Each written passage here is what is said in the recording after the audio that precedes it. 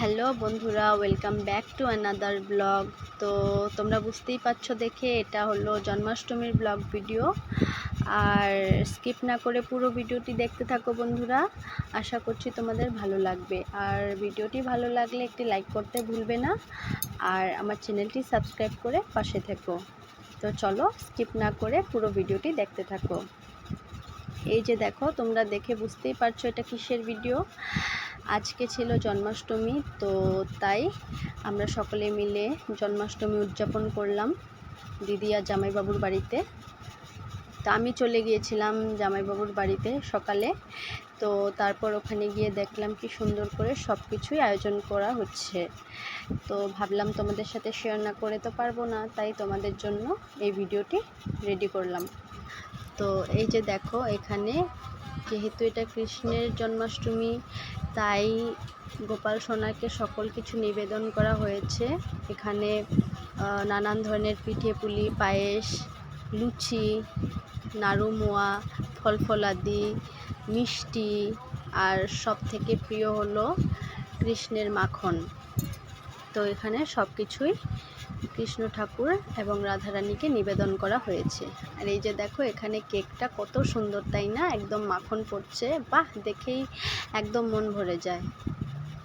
তো দেখো, এখানে দিদি ঠাকুরকে স্নান করানোর আগে কিছু কিছু রিচুয়ালস থাকে, ওগুলোই করছে পুরো।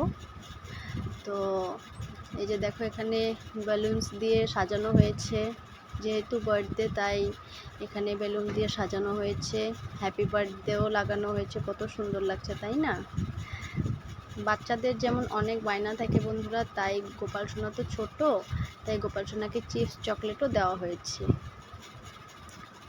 এই যে দেখো, এখন হচ্ছে গিয়ে রাধারানী এবং শ্রীকৃষ্ণকে স্নান করানো হবে।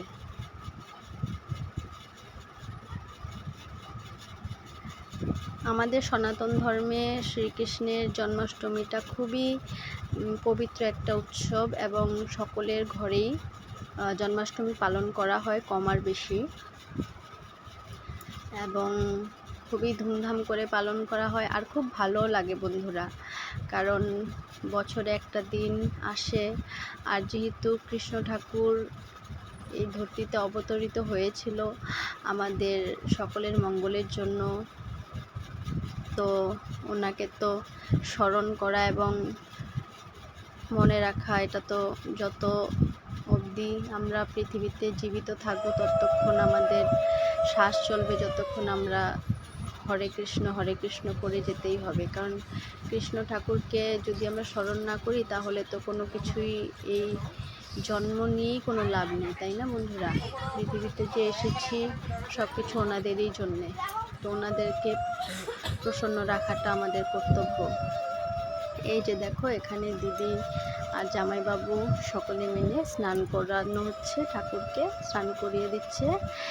এই যে এখানে প্রথমে দুধ দিয়ে অভিষেক করা হলো,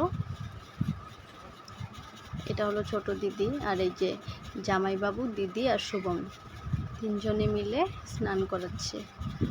প্রথমে দুধ দিয়ে অভিষেক করানো হয়েছে, তারপর এখন দই দিয়ে অভিষেক করানো হচ্ছে। বুঝতে পারলে বন্ধুরা,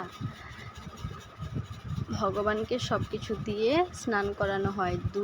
দুধ লাগে, দই, তারপর ঘি, মধু, তারপর ফলের রসও লাগে, তারপর হলুদেরও জল লাগে, হলুদ গুঁড়ো গুলিয়ে জলটা দিয়ে ওটা দিয়েও স্নান করাতে হয়। তো তোমরা একে একে দেখলে বুঝতেই পারবে। এই যে দেখো, সকলে মিলিয়ে স্নান করানো হলো ঠাকুরকে।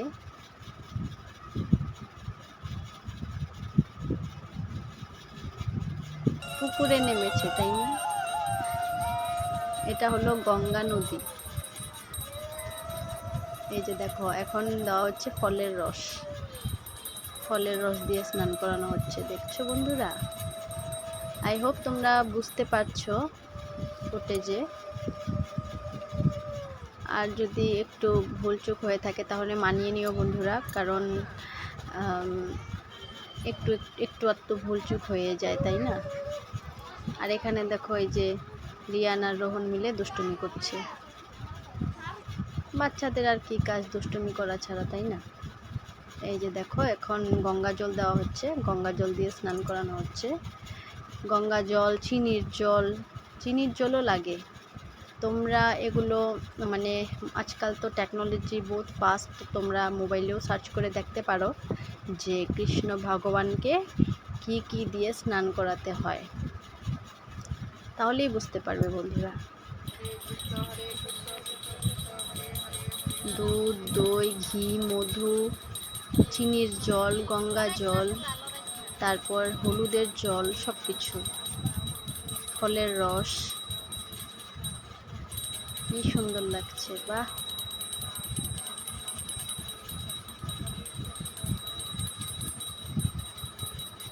अच्युतं केशवं कृष्णदामोदरम् अच्युतं केशवं कृष्णदामोदरं রামনারায়ণম জানকী বল্লভম। এই যে দেখো এখানে গোপু সোনাকে মোছানো হচ্ছে, মানে অনেকক্ষণ ধরে স্নান করলো, তারপর রাধারানী আর শ্রীকৃষ্ণকে মোছানো হয়েছে। এখন ড্রেস পরাবে, এখন ড্রেস পরবে ওনারা। বাহ, কি সুন্দর, কি সুন্দর, বাহ বাহ। এই যে দেখো এটা হলো কৃষ্ণের ড্রেস, কৃষ্ণ ঠাকুরকে পরানো হচ্ছে ড্রেসটা।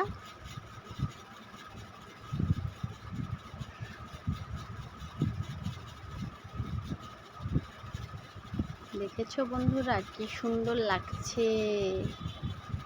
আর এখানে ছোট দিদি রাধারানীকে ড্রেস পরাচ্ছে।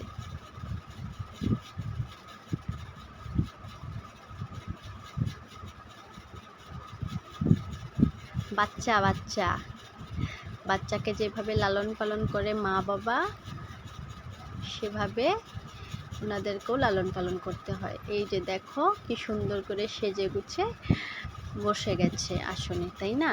কি ভালো লাগছে দেখতে, বাহ, কিসি কি নজর না লাগে।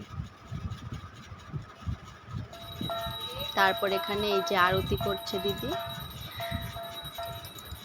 দেখো বন্ধুরা, সব কিছু ফুটেজ শেয়ার করা সম্ভব হয় না, তথাপিও যতটুকু পারি তোমাদের সাথে শেয়ার করি। আশা করি তোমাদের ভালো লাগে ভিডিওগুলো দেখে।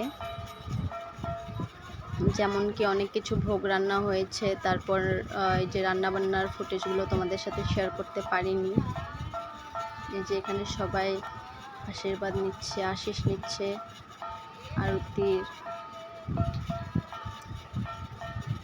আরতি করা হলো কাশি ঘন্টা বাজিয়ে।